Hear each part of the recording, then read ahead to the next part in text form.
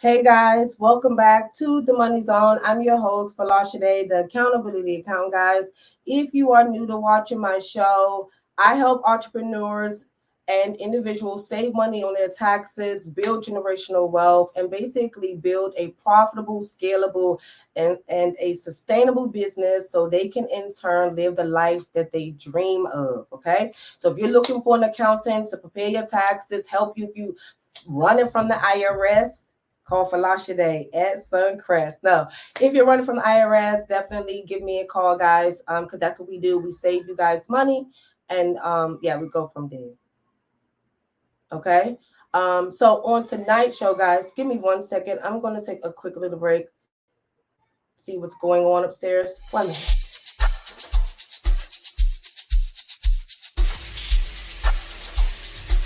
Hey loves, it's your girl Folasade, the accountability accountant, and I want to say thank you so much for tuning in to tonight's episode of the Money Zone.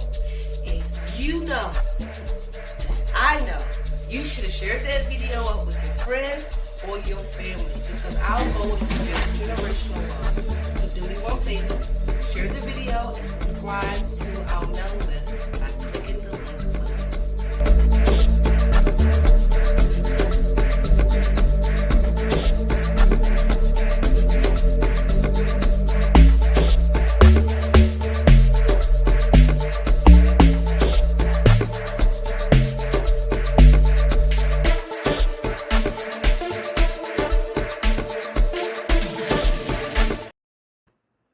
All right, guys, I'm back. Sorry for the interruption. I'm a mom, so I had to go check on my family.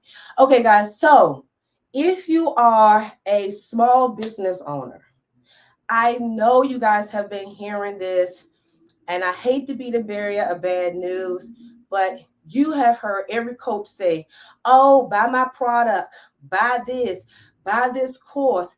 It's a tax write-off. Buy this educational program, buy this from me. It's a tax write-off.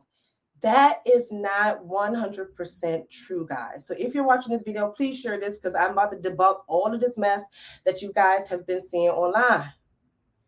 If you invest in a new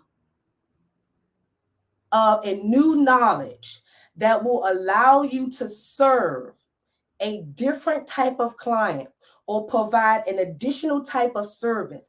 If this is your first time getting into that industry, then I'm sorry, guys, your educational credits are not a write-off for your business. Okay?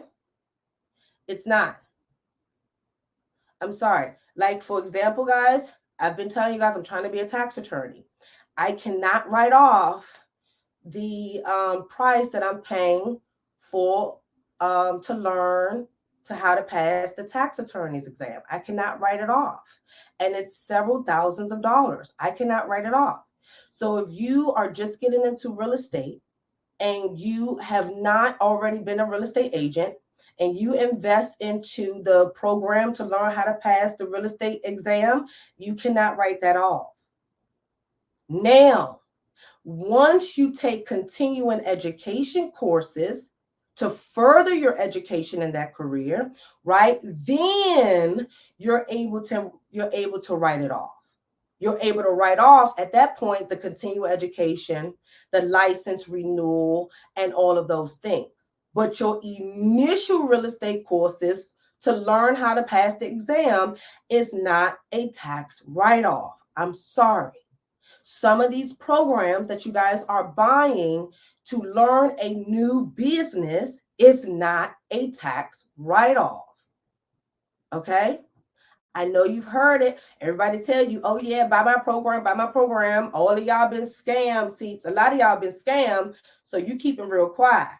And come to find out, some of you have tried to write off some of those programs or wrote off whatever those programs were on your tax return. And you don't want to hear me tell you this today that, you were not supposed to write that off. Okay? But once you're in the business, right? Once you're in the business, hey, Tommy, once you're in the business, right? Once you're in the business, guys, then you can write it off. Okay? Once you're in. So you can't write off new stuff, right? New stuff. Now, let's say, for example, you go to college. Yes, you can write off your education expenses for your college. Okay. You could take the American Opportunity Credit. And guys, just as I said, if you want to see my screen, head over to my YouTube channel. Don't forget to like the video and subscribe to my video, to my YouTube channel, which is Folasade TV.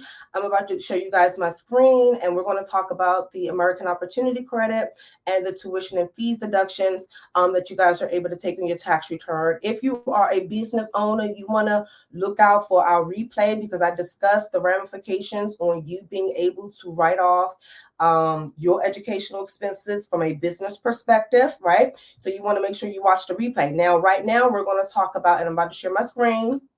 All right, we're going to talk about you having a college student, or you being the college student, or you're preparing for your upcoming tween or teenager to go to college soon, like me.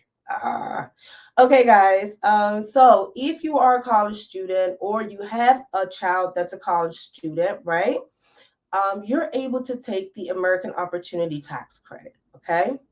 Especially if it's your undergrad, the first 4 years, there are requirements. Like, for example, you cannot have a felony, you cannot have been convicted for a drug conviction or something like that to qualify for this tax credit, because it really asks us, oh, have this person been convicted of a felony, and things like that to qualify for the American Opportunity Tax Credit. Okay, so it says the American Opportunity Tax Credit is worth a maximum benefit of up to $2,500 per year. So even if you pay $30,000, guys, into tuition, right?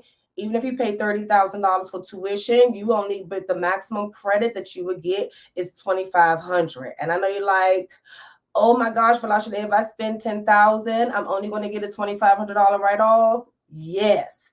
This is why I always tell people, never do things specific for a tax write-off, because you will end up spending $10,000 to $15,000 just to save around $2,500 on your taxes. So this is why it's worth having an accountant like me, because then you would know what strategies work best for you. Okay, so if you have the American Opportunity Tax Credit, you get up to $2,500 per eligible student. So not for the whole year. For everyone, it's per student. So if you have 3 children that's in college that meets the requirement, you're able to get the $2,500 per student. Okay.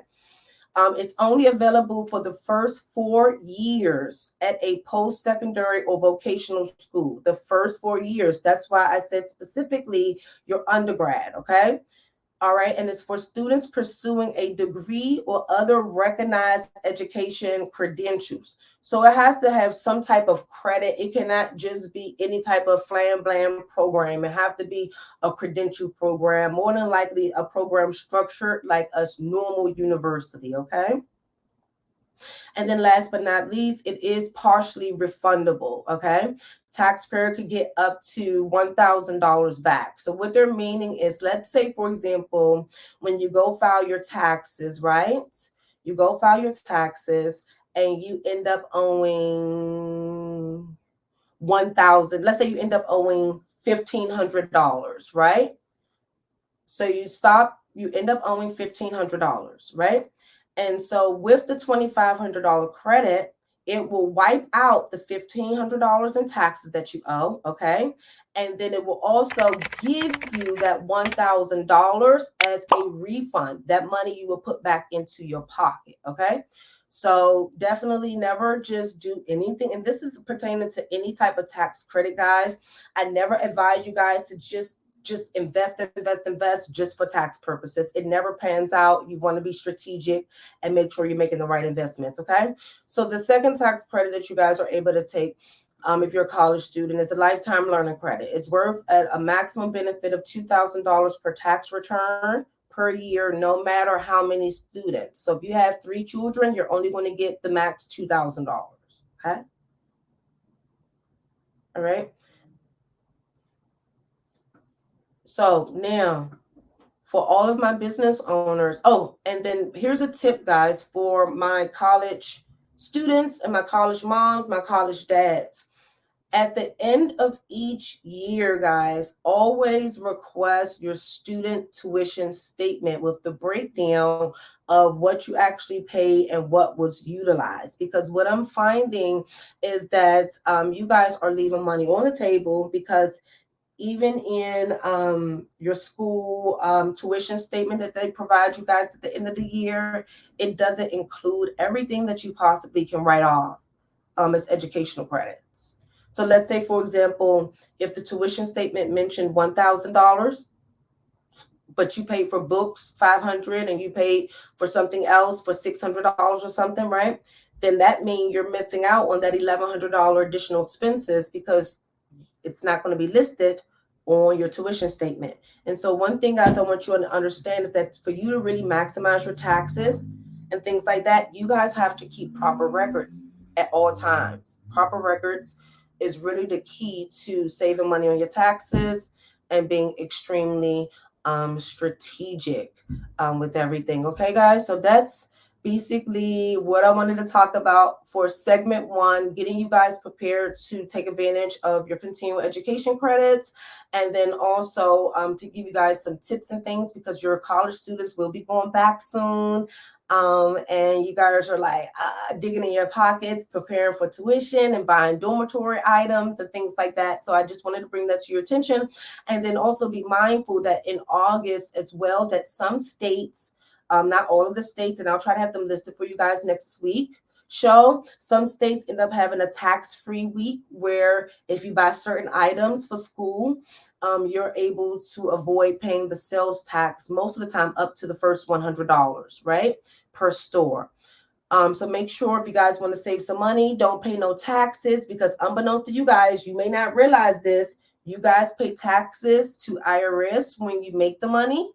You also pay taxes when you spend your money. So anytime that you guys get the opportunity to not pay taxes when you spend your money, then you want to take advantage of it. So I do advise you guys to find out when is your state's tax-free week. I did hear that this will be the last year that Virginia have that tax-free week. If I'm not mistaken, it was Virginia that said that this will be their last year participating in that. But it's a few states like Maryland, DC, and a few other states that does it. So check with your state, guys. So what we're going to do, we're going to take a quick, well, this break is not quick, guys, okay? This break is my big break, right? Like 3 minutes, I'm going to grab my water and get myself prepared for all of these hot topics that we're going to talk about, because it's a lot going on. And I know you guys want to hear what I have to say about it. It's all kind of pertaining to money and business. So we're about to have fun, guys. So grab your libation, which you should have already had by now, but I didn't tell you to grab it. And we're going to have some fun in segment 2, guys, talking about all of the hot topics. So if I were you, share the video. Please head over to our YouTube channel, because we're trying to build the YouTube channel, guys. Head over, like, and subscribe to our YouTube channel, which is Folasade TV, guys. And I'm going to take a quick little, a 5-minute break, guys, and I'll be right back.